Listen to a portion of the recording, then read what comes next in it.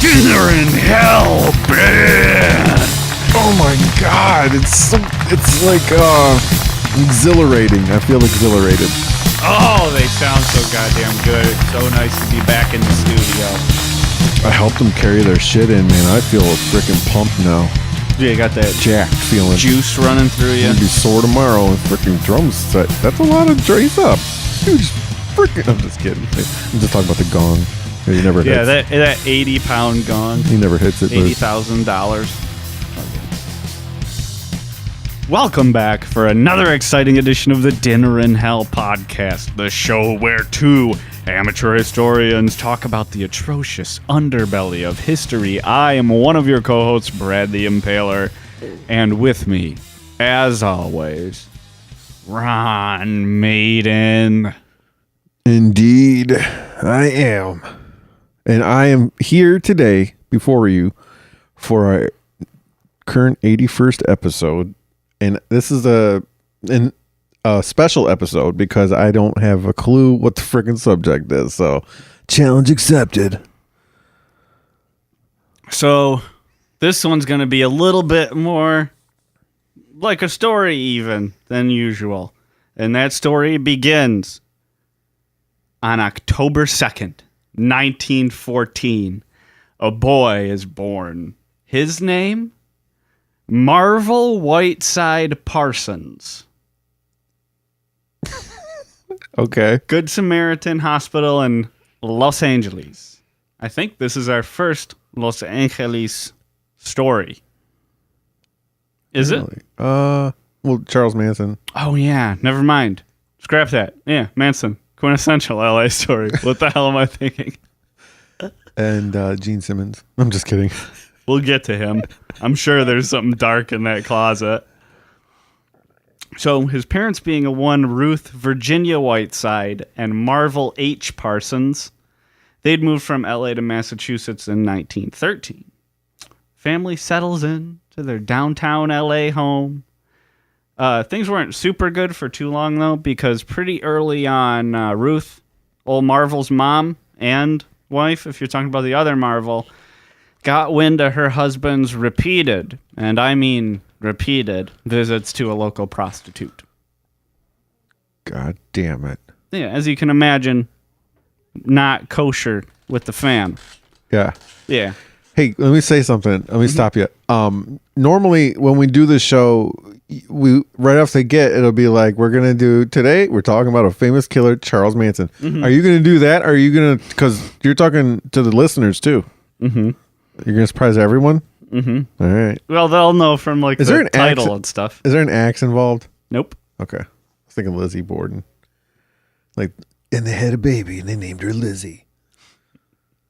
No, if I'm getting encouraged because you don't know yet, and it's a good tale. This is good. So Marvel Sr. fucks off back to Massachusetts, and Ruth's wealthy family swoops in to take care of him. They bought a house for Ruth and Lil Marvel in Pasadena's Millionaire's Mile. And at this time, Ruth stopped calling her son Marvel, and she started calling him either John or Jack. Okay. So we'll call him Jack Parson from now on. Jack Parson. Yeah, we're talking about a kid growing up surrounded by domestic servants. Did he eventually start a band called Jack Parsons Project? Is that Oh, the no, same that was Parson? his cousin Alan. Okay, my bad. Yeah. So he's got domestic service. He read a lot. We're talking folklore and mythology. He developed a very keen interest in science fiction. A particular focus of this was in rocketry. Neil deGrasse Tyson. Dinner in Hell salutes. I am quite fond of that guy. He likes to eviscerate movies with like the tiniest little scientific gripes. I love it. You ever go on IMDb and look at a movie and it says like trivia? They're like, the birds you hear are actually South American birds, and this is supposed to be in Africa, so good try, fucking Apocalypto. Something like that. Yeah, that shit cracks me up every time. It's like that's what you took away from that scene? That's the sound of a golden macaque, native of Singapore. Like, it's not really a fucking what's it?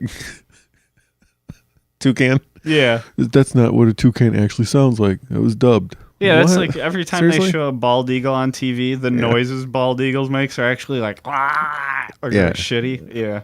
Yeah, that's Dinner in Hell. Second mention of that, bro. I'll keep doing Call it every back. time because I Call can't it. remember shit. Yeah. Seagull or Eagle. It's like a bummer. Maybe they didn't hear that episode. And the sound you hear when it's like, "Fear," like in the distance of like the desert, it's actually the North American robin redbreast. It's not even a hawk species. I'm just kidding. So Jack was a shitty student, though, even though he was bright. They suspect that was dyslexia, and combined with him being like a upper class kid, he was the target for quite a lot of bullying. I mean, another thing that really jacked the bullying up a notch was his effeminacy. He was a very effeminate little boy. Okay. He was quite the dandy. The what? The dandy. He liked to dress fancy and shit like that. Yeah. So they beat him up a lot. But getting bullied doesn't really bode too well for people usually when we discuss them on this show. No. He did make one really fast and lifelong friend, though, in the form of a man by the name of Ed Foreman. Ed protected him, and in turn, Jack wowed him with his literary knowledge. Wouldn't you know it? He loved rockets, too.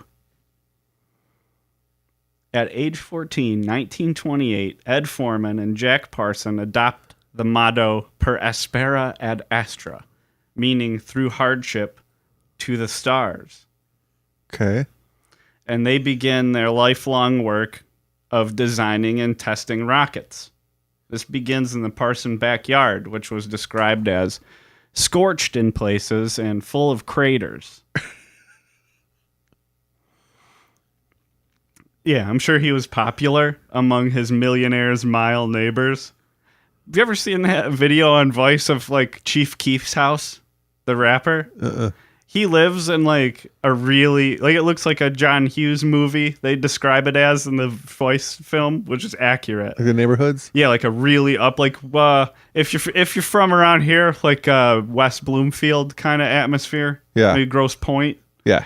And they're like smoking weed on the porch, like flying up and down the street on four-wheelers and shit. I love it. Yeah. Jack Parsons was probably about that popular. Like Nellie Cribs. Nellie's got a lake house on St. Louis, like a beautiful lake and like all these mansions. He's like whipping around on a fucking rooster tail in it. Yeah. Woo! Band-Aid on his fucking cheek.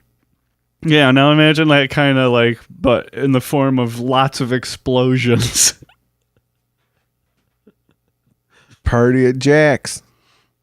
Now the other... He's got Ohio fireworks. Oh, yeah, Ohio fireworks. Oh, those are the ones that can go up in the air.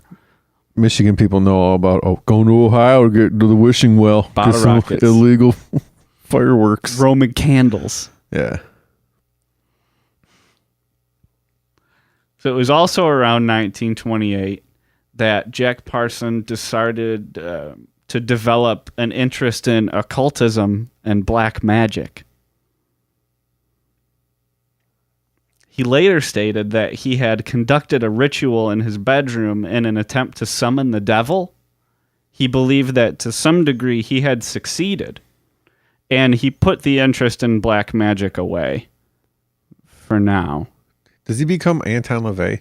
Nope. Okay, all right. Still guessing.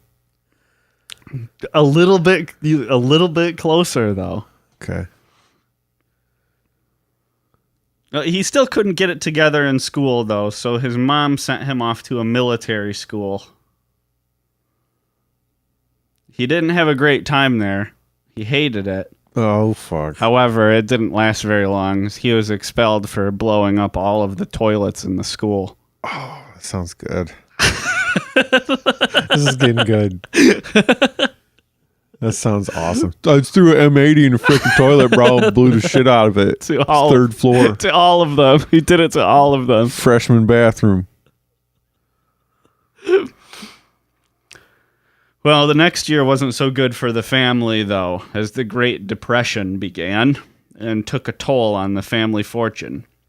They had to move into a more modest home, and after high school, Jack was going to junior college, and he had to work weekends and holidays to help support the family. He and Ed continued with their rocket experiments, and Parson even worked at a gunpowder company and would regularly steal materials for his rockets, designs, and tests. Why are you wearing cargo pants all the time?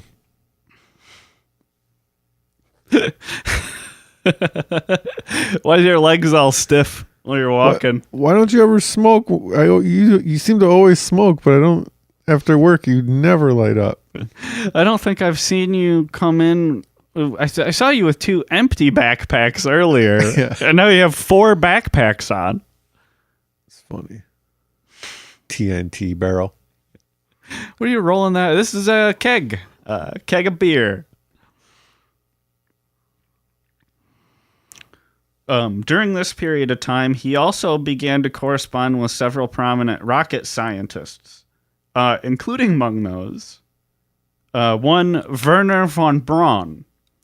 Now, he was a former Sturmbannführer in the Schutzstaffel, or SS. Remember Operation Paperclip from MK Ultra? Yeah. Yeah, this is one of those Nazi scientists that we imported. Explain it in if you could. In an effort to prevent the Soviet Union from taking all of the Nazis' scientific research, which was advanced in many cases, including rocketry, the United States granted like immunity from trial and like new identities to come to the United States instead of going to the Soviets. Yeah, take all their knowledge. Yes. That's Operation Paperclip. Yeah, this was before World War II even started, so he was still talking to Nazi von Braun. He eventually tried to study chemistry at Stanford, but had to drop out because it started costing too much money. And he would, in fact, never go on to receive a college degree. Now he became an air traffic control agent. You can make a lot of money out of that. Very stressful, I hear, though. No college. Yeah, you just got to be in the military, though. You got to be in the Air Force. I don't know about that. Like really? 95% of air traffic controllers are hired directly out of the Air Force. Oh. Yeah. I didn't know that. Well, that didn't stop him from continuing in his scientific career, though. After attending a rocketry lecture at Caltech, he and Ed befriended a PhD student there and, impressed him enough that eventually the 3 of them got together with a grant from Caltech to institute a rocketry research center, which exists to this day, and it's now referred to as NASA's Jet Propulsion Laboratory in Pasadena, California. The guy who started that place had a high school diploma. Mm-hmm. Now, all 3 of them were like, we're going to the stars. That was their plan, but they had to have like a cover story because they didn't want to appear crazy because this is, 1930s. And they were going to build miniature jets for jet-assisted takeoff for the Navy. That was like their official thing, but they were really trying to go to space. They became friends too. They all were socialists. They enjoyed smoking cannabis and drinking beer together. Sounds like a pretty dope party. Son of a bitch. Bunch of dopers. Sounds like. Yeah. On top of that, though, they were kicking ass at rockets. They were making good advances. They were gifted at this. Imagine the kind of bong creations they come up with. Like, no, man, it's I can't freaking even nitrogen. imagine. You got to freeze the smoke with nitrogen. Vape it. reinstate it into a solid, and then blast it into your lungs. Yeah. You put it on a patch and put it on your shoulder. That's how we do it. You think we smoke? Come on. We're freaking scientists here. Yeah, probably some shit like that. No cored out apples in this one. No toilet paper rolls with foil. 20-ounce bottles, Coke cans. Dinner and hell drug references. A key fact about their research during this period of time, though, is that a quarter of their budget was dedicated to repairing the damage they did to buildings on campus.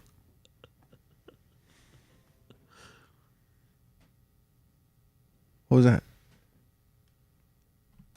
What happened? Fucking notification popped up on my computer. Oh, okay. So cut it there.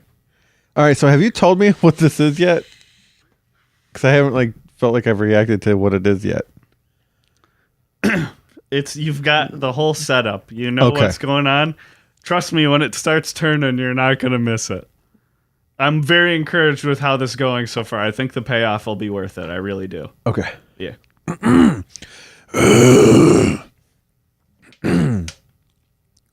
Yeah. Yeah. We're at about 15 minutes, too. That's just right. We're getting to some fun stuff here soon. Is this the Purple Gang? The Weathermen? Dude, you are never going to guess this. It's a few different intersections that make it so crazy. I've already brought up one person who might warrant a former topic. You're going to get at least 3 more. So where did we leave off? A quarter of the group's budget was dedicated to fixing the damage they were doing to campus buildings with their rocket experiments. Okay. Are we back? Yep. I'm going to guess, is this the Purple Gang or the Weathermen? Nope. They were Chicago, right? The Weathermen? No, it might be it's right around the right time for the Purple Gang, but much earlier than the Weather Underground. Okay. So Parsons meets and marries his first wife, Helen, in 1934. Much to her dismay, in the home that they bought, he built a small lab on the porch with which to manufacture nitroglycerin for extra money. Anybody who watches Lost knows, don't mess with that shit. It's very volatile.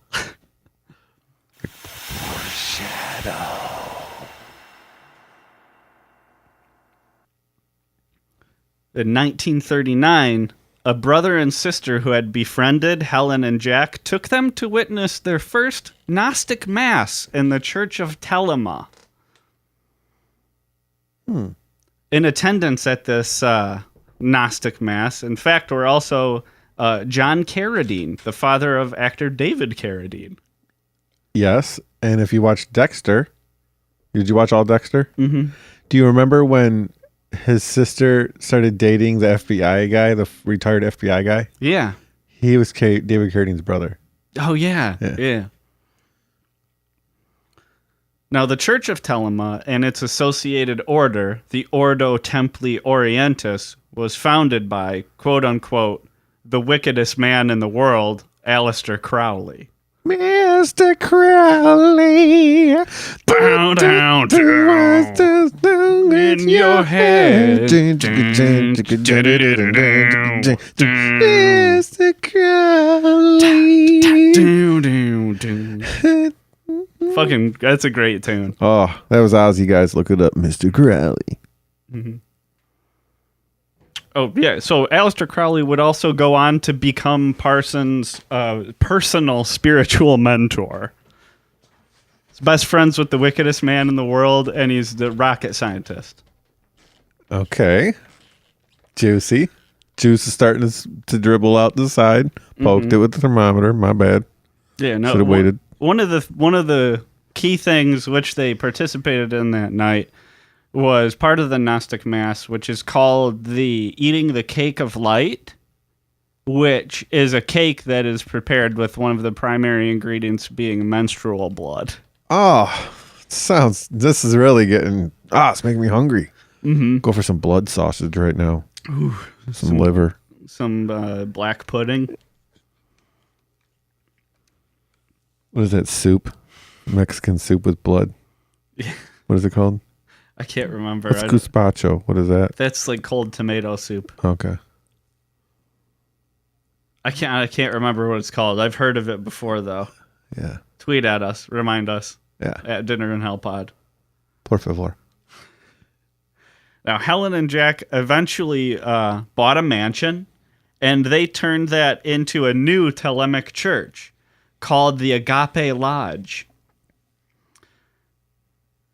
Reading and listening to Crowley discuss Thelemic magic, he came to believe it was a force that could be channeled through quantum physics.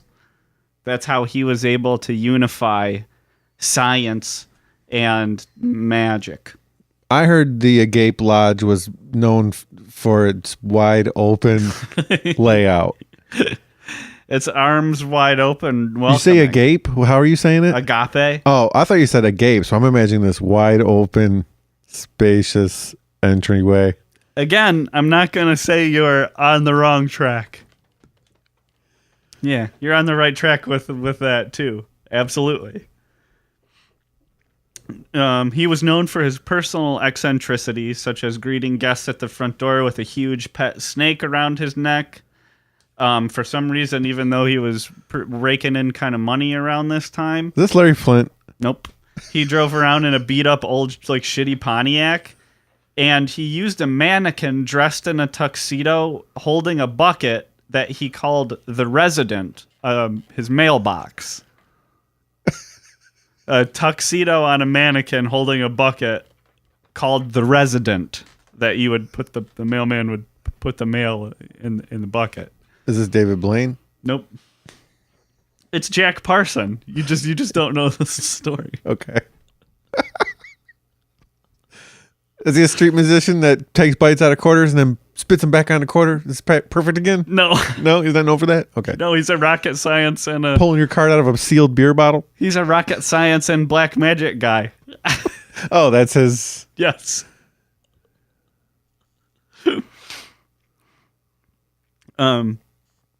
Also, he would spend hours in the bathtub playing with toy boats. Oh, my God. Guess what day it is? What? My birthday. Guess what I want? A new brand? No, your bike. It's not for sale, Francis. My dad says everything's for sale. Fucking Francis. It's in this big pool with his battleships. With armpit hair and shit. And it wasn't like pretending to be a little kid. He was like a grown man. Yeah, so is Pee-wee, clearly. Yeah. That was a very weird universe. The universe of Pee-wee. Yeah. Real unpredictable. How about when he was in the car with the ex-con and he had the wig on, like he's pretending to be a woman, and the guy's like, it's been a while. He's like eyeballing Pee-wee. Yeah. It's pretty dark adult scene. The kids don't one of those Easter eggs for the folks. Yeah, the parents, yeah. The adults.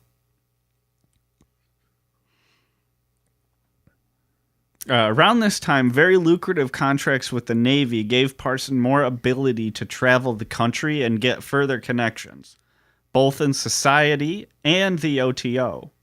He would hang out with like the OTO's American leader, as well as science fiction writer who I'm a fan of, Robert A. Heinlein. Okay. That guy's he wrote A Stranger in a Strange Land is probably his most famous one. Iron Maiden song title. Yeah. Another song title we've mentioned on our program. We need to freaking put up a collection of them from every episode we've ever mentioned. Like, oh. This guy's talking to Nazis. He doesn't have a college degree, but he's like on the cutting edge of scientific research in the country. He's in contact with probably at the time one of the most famous science fiction writers. He's high up in a weird like religious cult. He fucking he's doing it, man. Just there's so many weird things that like fucking line up for this dude. In 1941, his wife Helen goes away for a period. And with the full support of the Agape Lodge, he begins a sexual relationship with his wife's 17-year-old sister, Sarah. She's only 17. She's 17. Daddy says she's too young, but she's old enough for me. I mean, listen to those words. Yeah, but not in the state of California. Daddy says she's too young. The state of California also says she's too young. But she's old enough for me. Kip Winger. Sign Kip Winger. Sign Kip. Best wishes. Yes. Safe travels. Kip. Can we, is that just like evidence of pedophilia? I don't know. It's just like, bro, you didn't think about like you're going to be 50 one day and that song will exist. Yes. Like you can't think about these song titles, those bro. words like tied to you. Whew. Yeah. He was probably thinking he probably wrote that song when he was like 19.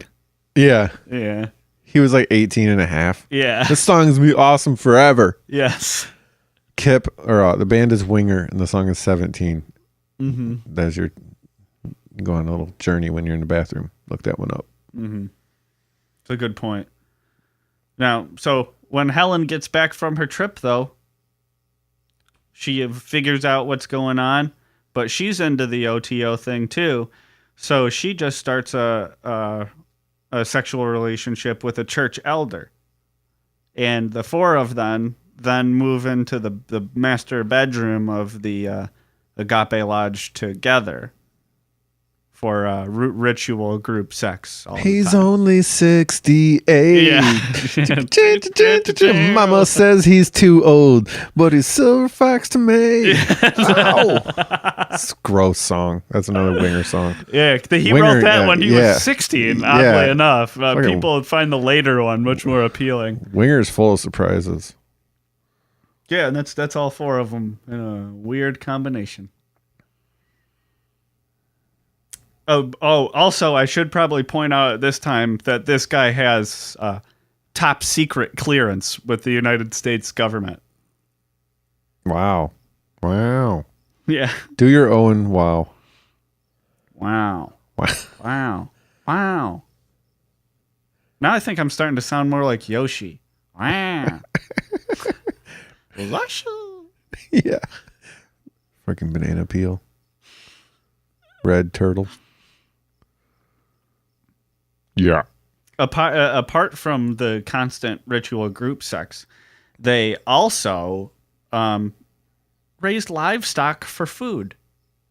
Okay. Yeah, they lived communally. They had a communal lifestyle.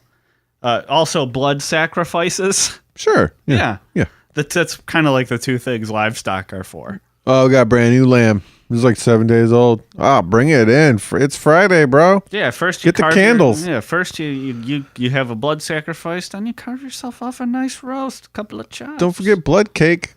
Yeah. Whatever the freak you mentioned earlier. No, but that's got to be menstrual blood. Oh, that's specific. My bad. Not fucking sacrificial lamb blood. But that's gross. Mm-hmm. Okay, fresh from a.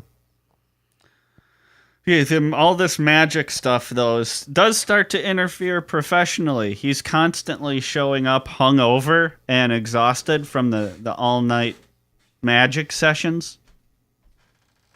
And his work slips, a little bit. Again, top secret clearance. Now, Jack and Helen, they eventually get divorced. Who could have seen that coming? Those two crazy kids. They still live together after that, though. They're still both in the Agape Lodge, and I think they still had sex with one another. That seemed to be implied from the sources. At this point, though, he did open the lodge up to non-Telemites. He posted an ad in a local newspaper. He opened the Agape Lodge? Yeah. Okay. He placed ads in the local newspapers for more roommates. The ad read... only bohemians, artists, musicians, atheists, anarchists, or any other exotic types need to apply for rooms. Any mundane soul will be unceremoniously rejected. Mimes Probably would have been in. Yeah. Breakdancers. We're going to take over this old vintage house. That's going to be our breakdancing house. A Gape Lodge, too. Electric Boogaloo. Yeah, so he didn't want any normies living in this place. He only wanted weirdos. Again, top secret clearance. This all leads to a pretty major turning point in his life. In 1945, when U.S. Navy officer and science fiction writer L. Ron Hubbard moves into the Parson mansion. So he's living with this guy? Yes, he moves into Parsons' house. L. Ron Hubbard does. L. Ron Hubbard started Scientology. Yep. Yeah.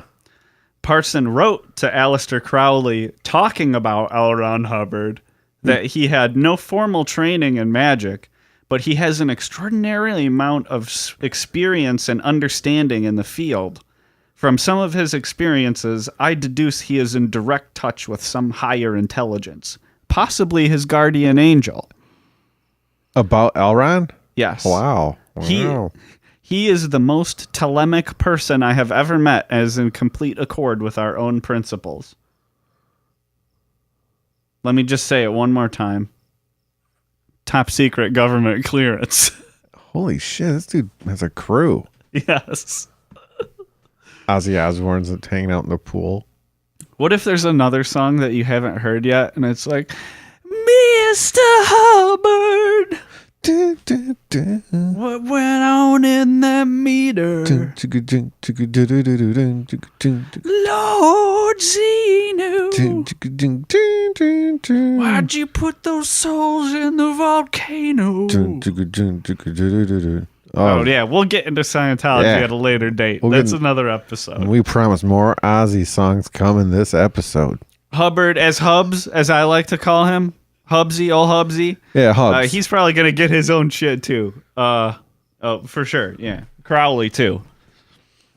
I'd love to get sued, man. Good idea. What do we got? We got nothing. They could maybe we'd have to liquidate all the furniture from in the studio audience. We'd have to start doing it from one of our fucking basements or something. We would have to put ads on our shit and give them the revenue. Yeah, I mean, the power bill alone in this place.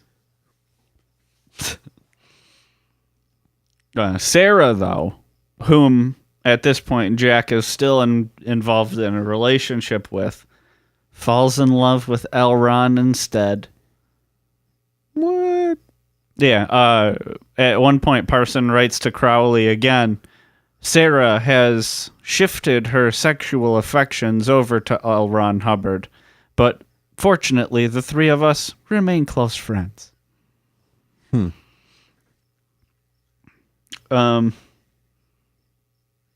After this happened, he decided that he was going to summon a new companion from the ether by the result of a very complicated ritual in Telemic magic called Babylon Working, which was supposed to summon a manifestation of the horror of Babylon. Top secret government clearance. So he and L. Ron Hubbard began working on this together. They did their work on the Babylon Working out in the Mojave Desert. In case you're wondering what the bulk of the ceremony looked like, it involved a lot of waving swords around in the air, listening to a specific violin concerto, and Hubbard would monitor the astral plane for any signs of the summoning occurring, while Parson masturbated over magical symbols. Oh, who hasn't? I know, right? Yeah. Once in a while, you gotta get weird. Everybody wants, say, the Lions to make the playoffs, so they develop a school of magic and commit rituals. You know, it's order the symbols online. Yeah. Been there. Also, allegedly, and this is a big alleged, we can call it a rumor. This isn't fact. We're not trying to report it as fact, but allegedly the rumor is that Parson and L. Ron Hubbard were also sexually involved with one another. We just got an email in our inbox. Bing. You don't think I didn't do enough to cover the bases there? Well, this is a comedy program. This isn't So L. Ron Hubbard and Sarah then present Parson with a business opportunity. Want to make an investment, Jack? What they were discussing is they formed a business partnership called Allied Enterprises. And Sarah invested nothing. L. Ron Hubbard invested approximately $1,500, and Jack invested more than $20,000. What they planned to do first is L. Ron Hubbard and Sarah said, what we're going to do is we're going to go to Miami or New York, and we're going to buy yachts. Then we're going to sail them all the way around to Los Angeles and sell them for higher prices on the West Coast. But they just left and took all the money. Where are they sailing from? It was not specified. It was either going to be New York City or Miami. I watched this movie, The Master. Mm-hmm. I guess afterwards I looked up on it, and I guess it's supposed to be similar to L. Ron Hubbard before the Scientology thing. But it's Philip Seymour Hoffman movie with Joaquin Phoenix. It's really good. But he's on a yacht. You know, they're all on a yacht traveling to New York or whatever. I remember hearing about it, but I've never seen it. I liked it. I watched it twice, like on the internet, you know, for streaming or whatever. It was cool. I have to put that one in the back of my mind. Yeah, that's good. But yeah, at first he bites on this scam. He falls for it completely, totally, no like fucking issue with it until after he writes to Crowley about it. Crowley calls him a weak fool for being caught up in it. And he like zips over to New York to try and catch up to them. He turns out he just missed them, though. Like, he literally gets to the marina like 10 minutes after they've sailed away. So he knows the direction they have to go. So he figures if he can fly, he might be able to catch them in Miami. And he does. He beats them down there, and he gets to his hotel room straight away. And the first thing that he does is conduct something called the Lesser Banishing Ritual of the Pentagram. Okay. Yeah, I couldn't get a real good description of that, but go ahead and let your imaginations do the walking on what that might be. Listen to Motley Crue shout the devil on 78 or 33, whatever the slower one is. The end of War Pigs. Yeah. I mean, you can't argue with results, though, because they do have to port due to a thunderstorm in Miami, and he finds them. When he gets word of, like, the yacht they were on coming into land there. Yeah. He takes them to court, but he quickly kind of has to withdraw that because Sarah threatens back with, well, if you do anything, I'm going to press charges on you for statutory rape because I was 17. She was only... State of California says that's too young. It's too young in Michigan. Yes, it is. Okay. Oh, are you okay? You're just talking about this location of the story. Gotcha. Isn't like other state? Isn't there like a state where it's like 14? Is it like Texas? No, you can get married at. Remember Waco? You can get married at 14 if your parents. Yeah. That's weird. I don't really take my daughter. I think that's kind of going to be too young. I'm just saying. For a high school freshman. Back in King Tut times, you could be like king. Yeah. Like, now you could still be adult. king easily. You could be freaking executed, like, tried as an adult back in those our past episodes, like around 14 for having impure thoughts of the queen. Probably if like he had a little bit of chest hair. That's when you get tried as an adult. Yeah, you get married, get a house and a farm. You're not like toddling. Become a knight. Get all kinds of work done. So after Sarah threatened him and they go back on that shit, though, he winds up only recuperating about $2,000 on it. That's all he gets back. They swindled him for the rest of it.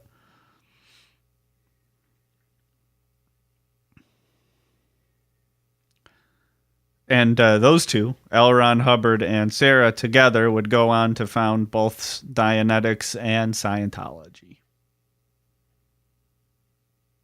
Now, you remember those Babylon working rituals, though? Yeah. Those did kind of pay off. Because as soon as he gets back from, getting his a little bit of money back, he meets his second wife, Marjorie Cameron. Yeah. He calls her his Scarlet Woman because he believes that she is the fulfillment of the Babylon working ritual. He thinks he pulled it off. I mean, again, kind of 2 for 2 here, right in a row. He's getting results with this shit. Yeah, just throwing it up there. But believing this ritual successfully achieved, and also probably more so because he was completely broke, he gave leadership over the lodge to another dude and sold the house under the condition that he and Marjorie could still live in the guest house. Downsizing. Yeah. His next ritual was trying to conceive the Ptolemaic Messiah through the use of Immaculate Conception. Oh, shit. It's a pretty ambitious project, if you ask me. Trying to birth a Messiah with Immaculate Conception? I wouldn't try that. That's how David Koresh was born. And Kim Jong-il. Mike Tyson. Mike Tyson doesn't have a belly button because he's hatched Hatched. from a pod.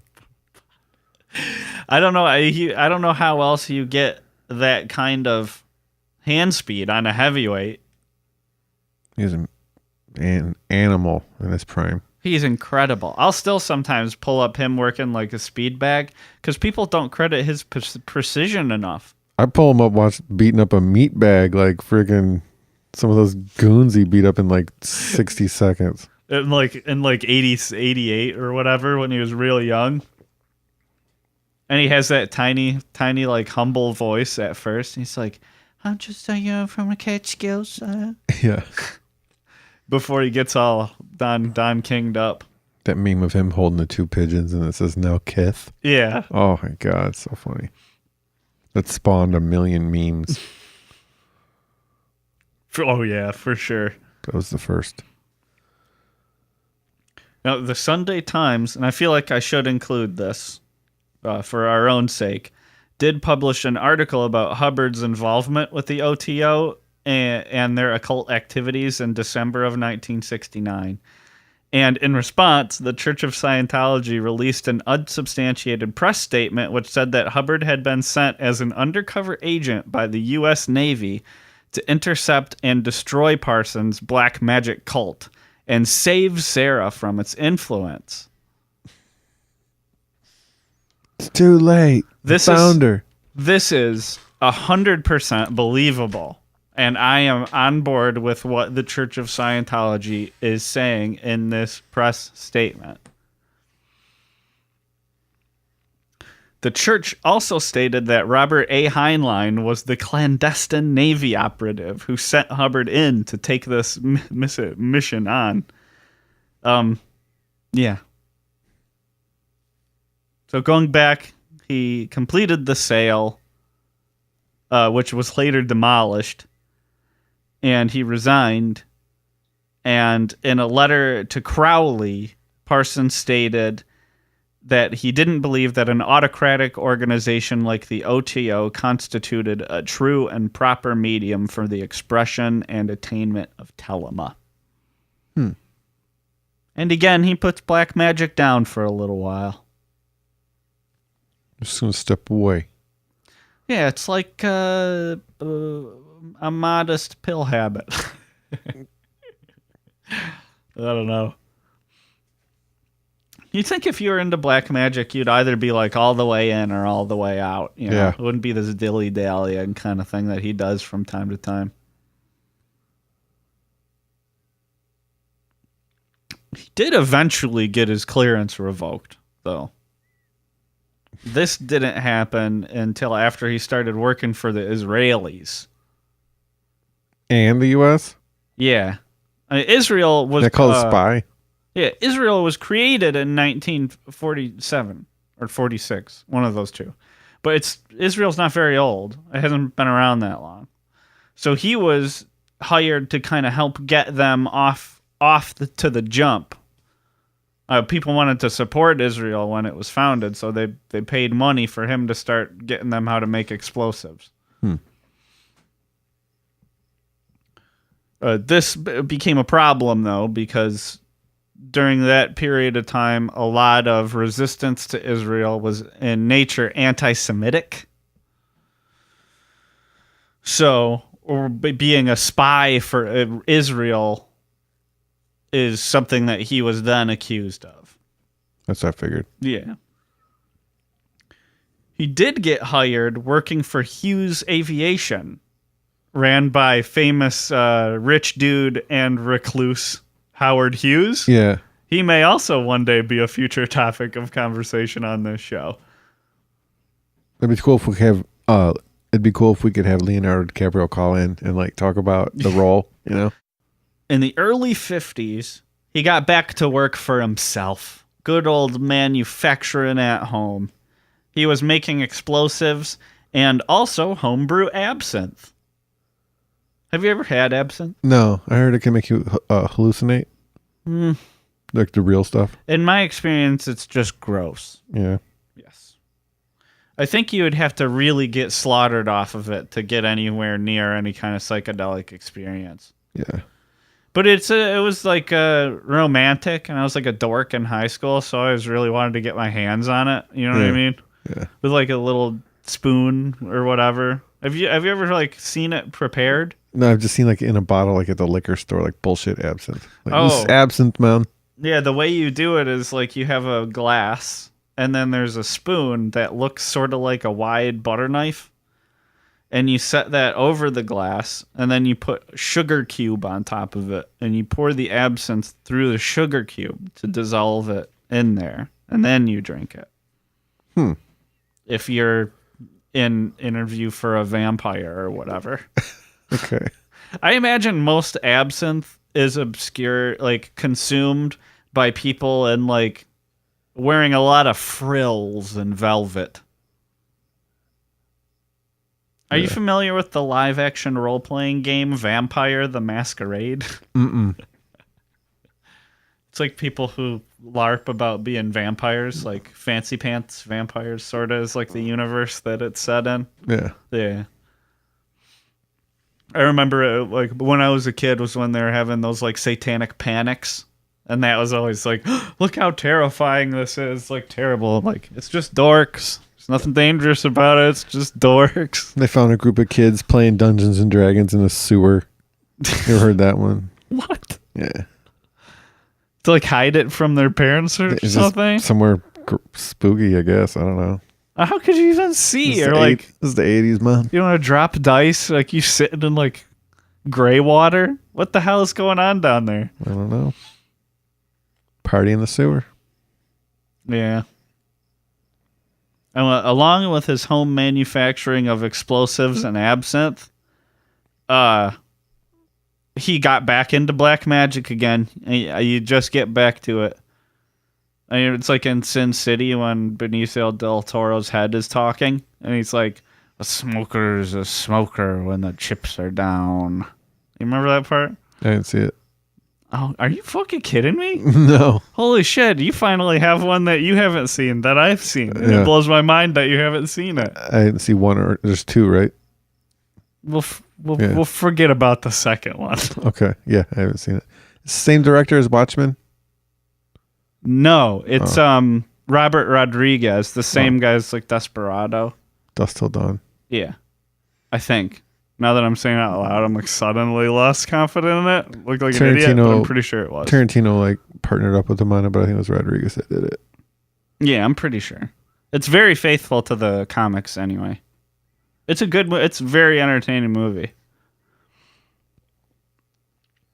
You know, but his new black magic group was called the Witchcraft, which is an awesome name for anything. And it was basically Telema but also including his own prophecies now that the Babylon working had been completed. So he started making up his own shit now. He began to manufacture pyrotechnics for Hollywood.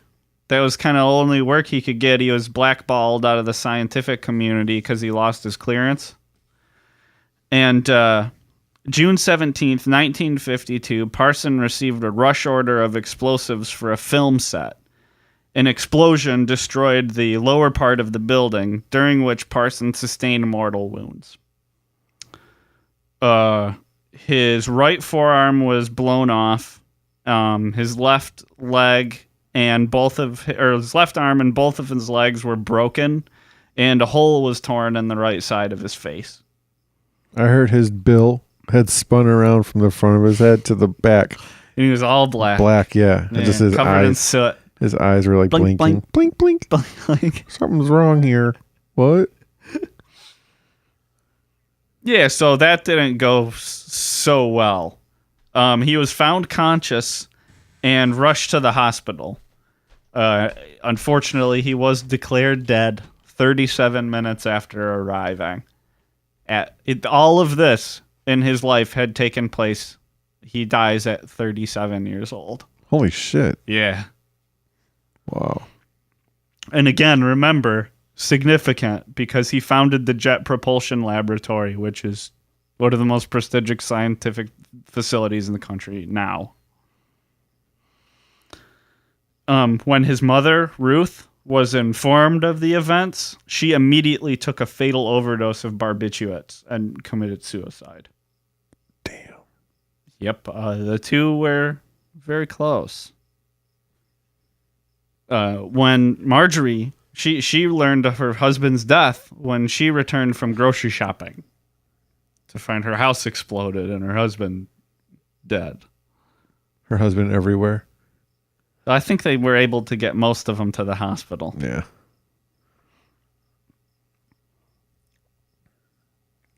She was actually convinced it was a murder. She believed that he had been assassinated by Howard Hughes because he was accused of stealing Hughes' confidential documents. So she thinks that he was assassinated by Howard Hughes. Two other friends suggested that it might be a suicide, as he had suffered with sort of a lifetime of depression. But a third theory that was authored by another friend and an artist was that he died during an accident, during a ritual where he was trying to create a homunculus. What's that? I read the description a dozen times, and I'm not sure that I'm right about this, but it's making a living creature out of a tiny version of a dead thing. I saw a video once on YouTube, and it was a guy who said he was conducting experiences on creating a homunculus. Experiments. Yeah. So this is just a random YouTube video, but what he was doing was injecting his semen into chicken eggs and then performing some sort of tests on them after that. That's great. Yeah, so that's another theory for what caused the explosion. I'm going to go ahead and say the more likely explanation is It's going to that drip out. making explosives there. The needle's going to come out. There's going to be a hole. It's going to eventually drip out unless you put a piece of tape over it. Mm-hmm. One of the things that led them to believe that there may have been foul play involved, because nobody in his life at all knew of him to be involved in this, but they did find a syringe containing either like a heroin or morphine in it. I'm going to say something other bodily fluid. No. I don't know what his homunculus... fluids. He probably didn't have the same standard as this like scam YouTube video. Now, for a capstone, our discussion on Jack Parsons. I'm going to say this is a rumor again, too, because it's just hearsay from this one guy. But in the book Sex and Rockets, there's this. Something else was allegedly found after the death of Parsons that didn't make the 1952 Los Angeles Times. amateur rocket advocate Harold Chambers, who worked at a technical bookstore in downtown LA for 40 years, was told on separate occasions by both Harding, who was a Pasadena police criminologist, and Santameyer, who was a chemical engineer and a colleague of Parsons, that an odd, bizarre, fairly big box decorated with snakes and dragons was found in a trailer at the Parsons residence after he had died. Yeah. In this box was home movies of Parsons and his mother having sex, as well as Parsons and his mother having sex with the family's big dog. Oh. Dinner in hell just got steamy. Steamy. I don't know if that's the adjective I'd throw at it. You trying to get me all revved up over here? Shit. You tell me dogs were involved. Woo! That's the tale of Jack Parson, man. Could you believe how many people popped up in there? Howard Hughes, Werner von Braun, Robert A. Heinlein, Aleister Crowley, L. Ron Hubbard, two founders of religions. Alan Parsons Project. Oh, yeah. David Carradine, by way of John Carradine. Freaking Kip Winger. Many people come up in this storyline. It's incredible. The Ozman. He's just bumping elbows with Kip Winger. Yeah. Ozzy. Whew. Yeah, that is a life strangely lived. Jack Parsons. Only bohemians. None of you squares. Yeah. Fuck out of here. Kill all Take normies. off your shirt. Yeah. Only eat fish. Hanging out with Elron, scanning the astral plane for shit. You cover your astral plane. I'll cover the astral plane, bro. It's Bohemian crowd. Freaking Parsons. Yeah, so what do you think? What's your verdict on this, dude? It's wild. That sex shit you dropped at the end with the mom and the dog. Oh. And you were talking about injecting chicken eggs earlier. You're just bringing this show freaking X-rated, not R-rated. This is the X one. This is when you got to pay $1.99 for. That's some crazy shit. You have to create a username and unique password to listen to this one. Early on, our show was for some reason tagged by iTunes with that little explicit tag. I don't know why. Probably the F word. Yeah, probably. Hell. Because the word of hell. Yeah. Could have been the content of those first few episodes. There was a baby eating. Got in there pretty quick. Yeah, second episode. Speaking of past episodes, check this out. So our third episode, Battle of Kenai, was our all-time played episode forever. And it's our third episode. So that means like over a year old, like year and a half old. So it's had its time to get plays. Yeah. That's what I'm saying. Getting across.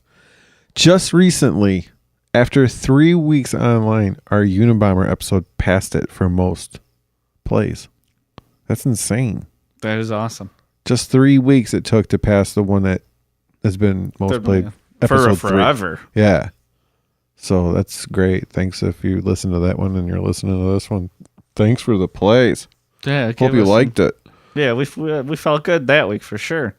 That was a good one. Oh, we just did guillotine.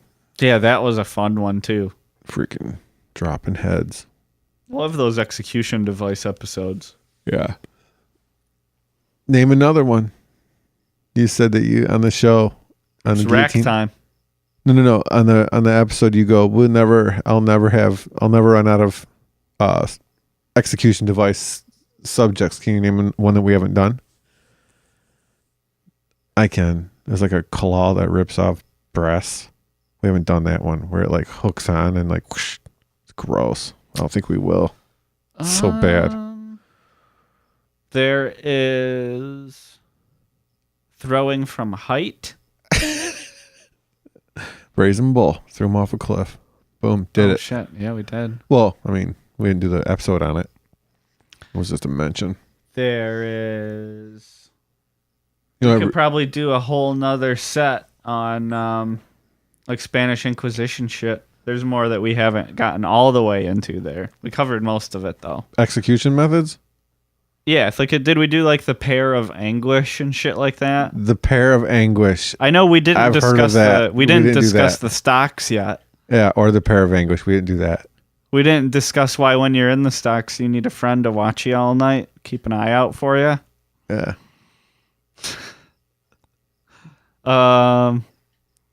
There's more. There's if not, we haven't done electrocution. We did electric chair. Did we? Yeah. When did we do that? The priest, I think, right? Did we discuss it in depth? Probably. Yeah, we probably covered it in there. It was and Shitty priest, shitty murderer. the first he was the first priest ever killed, but there was one we did I think we just talked about people being electrocuted. Like I think Albert Fish was electrocuted maybe. Yeah. I'm That's, sure we could do like and other famous people that were executed in that for like Sing Sing and shit. I think we talked about it. we could probably do like firing squad stories where Yeah. we talk about firing squad executions. There are Like, why are they so far away? Why are you so far away with the firing squad? Oh, ready, set, 30 yards away, no wind, perfect conditions. Why not just stand next to the person? Yeah, that's what I'm Like, saying. what the fuck? I missed him, damn it. And the guy's like still alive as everyone else's brains are blown out. He's like, what the fuck? Ah, he's like, just do it. I think they're blindfolded with a cigarette. Here's a cigarette, dick. We're going to blow your fucking brains I out. appreciate it. And a firing squad, as far as they go, is a pretty humane execution. Yeah. I'll take as long as it's not like firing squad and they're like pancreas. Oh, what the fuck? You're going to bleed out to death, you son of a bitch. It's treasonous. We've covered some lethal injections, but we've never covered specifically lethal injection today. Jane Toppin used to like slow people's heart rates down and then bring them back up and slow them down like over and over all night. Yeah. And then climb into bed with them. Mm-hmm. Creak, creak, creak, creak, creak. Oh my God. That was funny, I thought. Dinner and Home Crew just was a grew great out of the park achievement. on that one. Well, shit. Y'all got any other topics you want to hear us do? You want us to let us know something about today's episode that you liked or didn't like? We're looking for that. Hit us up on Twitter. We're at Dinner and Hell Pod. We're on Facebook, SoundCloud, YouTube, not Instagram. Not. Not you. The suit is not black. It's black, not. Sorry, I blew it. I blew my Borat opportunity. And you so rarely get those. I get those very often. Anytime. Not. I had to cut you off with that. That was purpose. I'm good with it. Purposely cut you off. Oh, you believe I will this? never cut you off again. Can you believe this band? They're For killing as it. long as this episode, I will not interrupt you. Not. Not. It's audience. Oh, they're just a bunch of gorgeous geniuses. Every time. I'm listening to this show is just proof of that. I think they clap good. Oh, Always have. those cheers. Yeah. I don't think I can't remember if this many people were at the beginning of the show. I think it's louder. You couple you sneak in late. Be on time next time. Thank you though for coming and listening. We super appreciate it. Thank you and good night.